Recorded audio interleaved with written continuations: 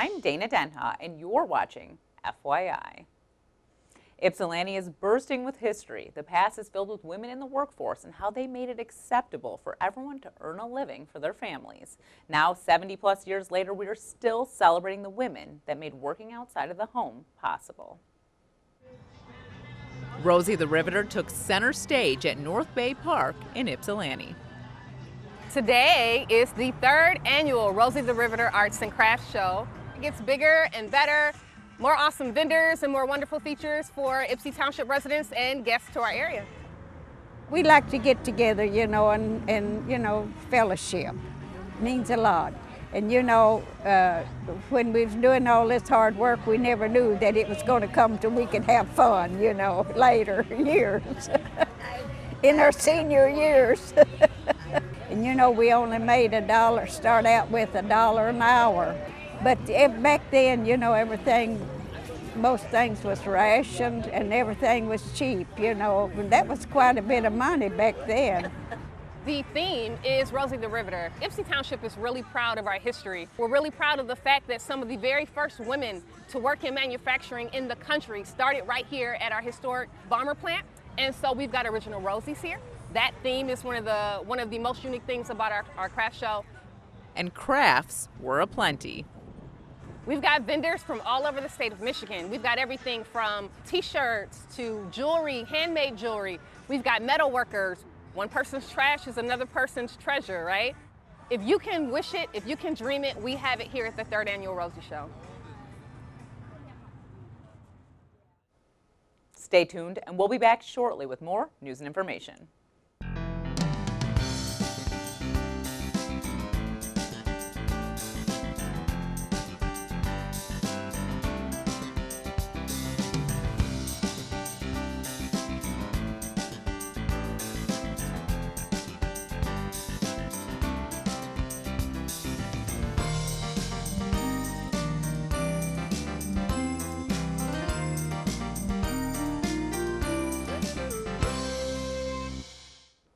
During school hours, kids learn a lot about how to be successful in the real world.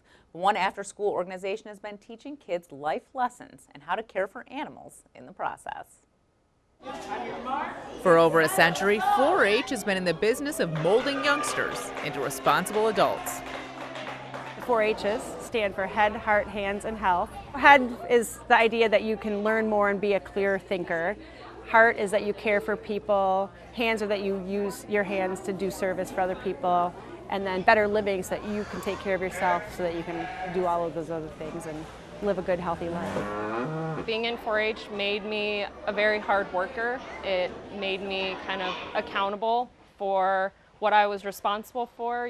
Every single day I'd get up in the morning, I'd get my goats and my lambs, I'd take them on walks and I'd exercise them, and then as soon as I was done with that, I'd get my horse out, I'd ride my horse, and then I'd do it all over again that evening. The culmination of a year in 4-H ends with a week-long show run by the 5 to 19-year-olds that make up the club. It's a nice way to showcase the work, showcase the projects, showcase crafts, showcase animals that they have been working with and training, because you don't just have a pig in the barn, but you go out and you work with the pig so the pig gets to know you. We're unique because we're all about the youth. They get to show off all of their hard work that they've had on either their livestock or their still projects. We have an animal decorator class today where bring your animal in and dress them up in some way, and the kids dress up. The kids dress up as an animal and the animal dresses up as a person. That's what 4-H is all about, working together and building those skills. Here in Michigan, we love good eats on the grill and a warm campfire. But before you ignite those flames, there's some need-to-know safety info. Learn more in this month's City Roundup in 60.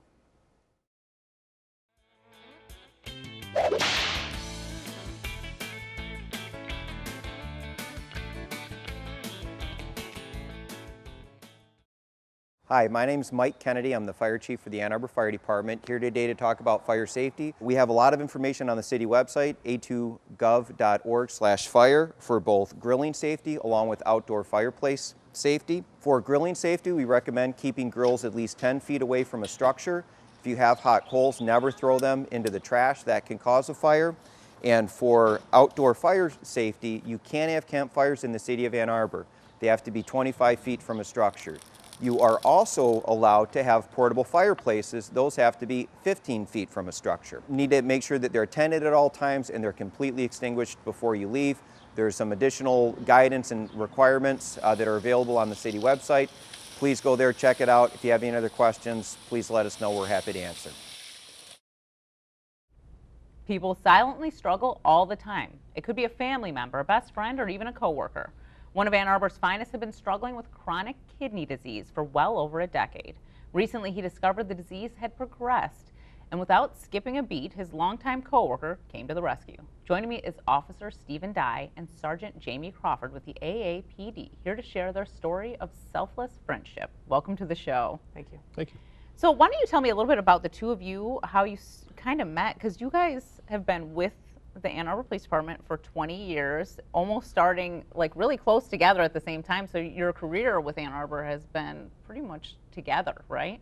That's correct. Yeah, we were both hired in 1999. I was hired in January, and June, right? Yes. And so yeah, I mean, we've been friends since we were hired, and also we served in the Special Services Unit together for 2.5 years prior to my promotion. So our friendship has definitely grown over the years, and yeah, so it's been 20 years that we've known each other. Well, you've only really worked in the same unit for 2.5, is that what? Yeah, I mean, our department's not so large that we don't know everybody. We see each other. Yeah. Everybody knows each other. But yeah, we worked together closely within the same small unit for 2.5 years. Yeah, it's interesting too with work, because you think about, you know, like work's work and home life's home life, but you actually end up spending a lot of time with your coworkers, a lot of, during the week, more so than your family even. So you create these really strong bonds at work with people that you feel comfortable with. So why don't you tell me about your chronic kidney disease, what happened, you know, a decade ago, your diagnosis back then? When I was originally diagnosed, diabetes runs in my family, so I was just getting my yearly physical, and I went to the doctor and I'm like, you know, hey, can we check for diabetes? And the doctor said, well, we can actually check for a gambit of different things. So they did blood tests, and when the results came back, that's how they discovered that I had the kidney disease. I was referred to a kidney specialist, and I had been seeing the kidney specialist for years, and I was just taking oral medicine at the time. I didn't really have any side effects or anything. Yeah, I obviously didn't know that I had it, but as time went on, it just progressed. There's 5 different stages of kidney disease. For quite some time, I was in stage 3. And that the medicine was helping you maintain that stage 3. Yes, I was in stage 3 for quite some time. I was doing a study, and in March of 2018, I got the results back from the study, and they instructed me to contact my kidney specialist, which I did. And I think that was a little bit later in March, and then that's when I talked to him, and he said that I progressed from stage 3 to stage 5, which is the final stage. And that's when he told me that we'd have to look at dialysis and the transplant list. So the interesting thing is you could have done dialysis. That was always an option, but that would have affected your work life and home life. It could have. Fortunately, I did not reach the point where I needed to do the dialysis. Before getting the transplant. Correct. Yeah. Yes.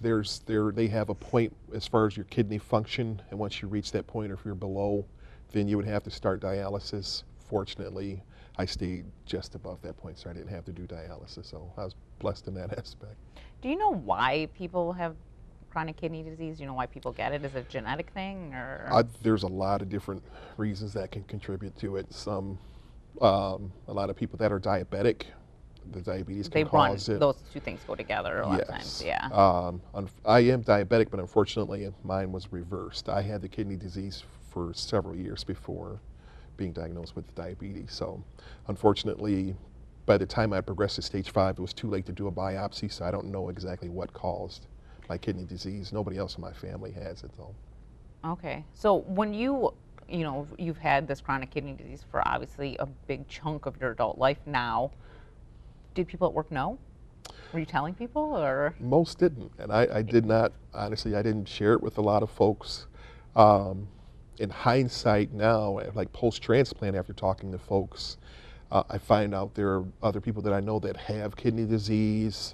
I did know some folks that have had transplants in the past, but now I'm starting to find out like more people that are dealing with kidney disease, And I think it's good to be, you know, honest and open, because, you know, your story can help someone else. So I kind of kick myself, you know, for not necessarily sharing it, because I don't know how somebody else could have maybe been a blessing to me or vice versa. I think a lot of times when you get diagnosed with something like that, you think of like the negativity surrounding it. Like, people at work are going to think I'm not going to be able to do my job if I'm, you know, like that sort of, those are the thoughts that kind of cross your mind a lot when you kind of keep it to yourself. Sometimes. I think for me, because I didn't have any like physical effects to it, like I really, You're like, it's no big deal. outside of being like tired or fatigued Yeah. at times, I really didn't have any issues. And even in stage 5, the doctors were surprised, because they're like, you really should feel. You should have noticed something. Yeah, happening. you should notice something or feel kind of bad. And I was like, no, I feel fine. I'll be going to work later, you know. And I actually worked up until, well, I was off for a little bit for another work-related thing, but I worked up until the day before the transplant. Wow. So. Well, why don't you tell me about how you eventually sort of started talking to Jamie about this and how this progressed into a full-fledged kidney donation situation? Jamie and I, Jamie's in charge of our recruiting and hiring for the department, so I have kind of volunteered to help out on things as far as attending career fairs and things of that nature. So we have been spending a lot of time together with that. I often will go up to her office and bother her if I have a question or something like that. So, so yeah, I was just in her office one day and we were talking, and I had mentioned that was after I'd found out, you know, that I would have to go through the process to get on the transplant list. So she didn't know yet that you had anything wrong with your No. kidneys at this point? No. Yeah. So then you kind of mentioned that you were, so what was your thought process then when he's saying he needs a transplant? Well, I mean, it just immediately struck me that I knew, you know, I've known family members or, you know, close friends that have had dialysis, and I know that changes its quality of life. That, you know, who knows if he would have been able to continue working, you know, family life, all the things that he enjoys doing. That was just immediately what struck me was, wow, like dialysis would change the way that he would live his life. And so yeah, I think that was in October-ish. Approximately when you told me. There, yeah. And so you know, I asked him if there would be any way that anybody at the department could get tested, and because I knew that I would be included, and there was actually another coworker who started the process as well for him, that he told what was going on. So you know, I didn't know whether or not it was going to be a match. I didn't know the testing process and how involved it was going to be. What is the process? What do you have to do? Because, I mean, this is obviously a really selfless act that you did for someone that you obviously care about, but you have your own family to take care of too. Right. So you had to recover and... Right. The way I describe it is it's obviously a big decision, but it was an easy decision. So it was, you know, I did talk it over with my family and my husband and my kids, and, you know, I'm thinking about doing this. What do you guys think? And, you know, my husband attended the U of M, does a phenomenal job with their organ donation program. And this was all through U of M? All through U of M, yep. And so it starts with basically a blood draw, just to see if we have the same type blood, and whether or not our blood, in I guess layman's terms, agrees with each other and wouldn't reject. And so that's kind of step one.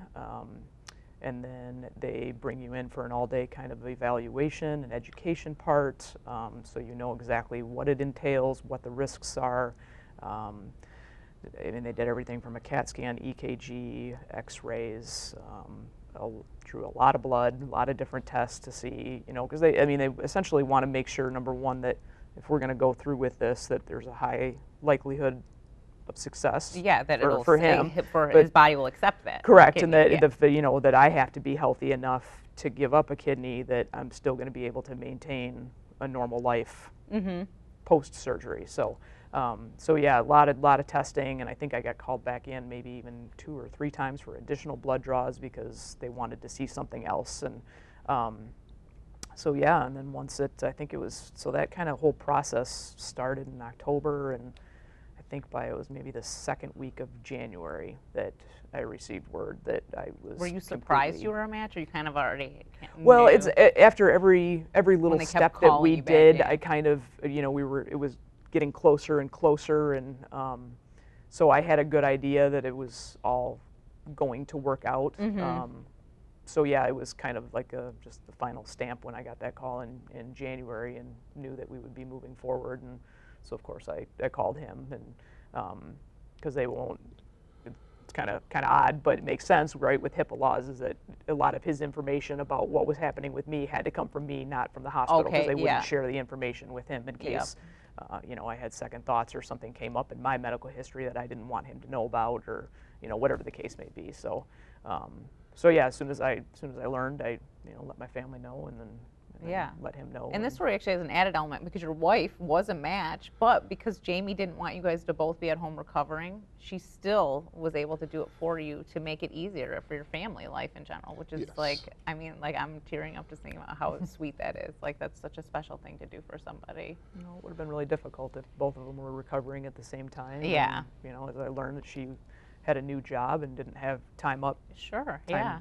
off saved up to be able to do that. So, so yeah, it just made sense.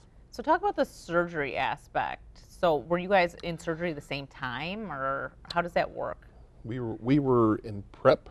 We actually got beds right next to each other. Okay. Prior to the surgery, so we were actually Fist there. pump right before. Yeah, Pretty much. we were there pretty early in the morning. I want to say they took Jamie back about 7:40, I think it was, and then I went back probably about almost 11, a little bit before 11.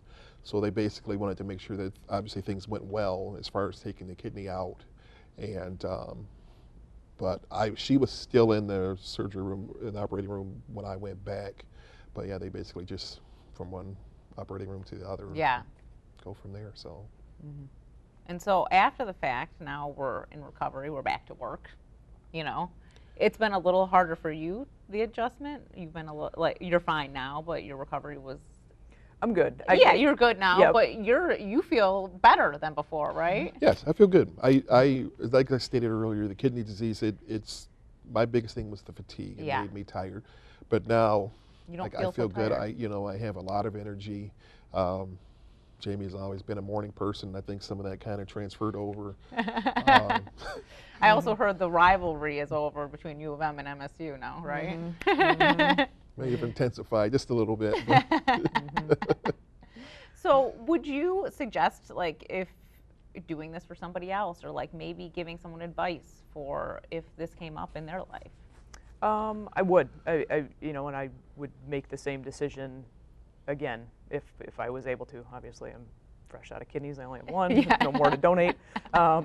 But you know, I would do the process over again, and I feel good about my decision. And you know, I think there was enough education and enough thought and conversation with my family and the doctors that I knew it was the right thing to do. And they made it easy.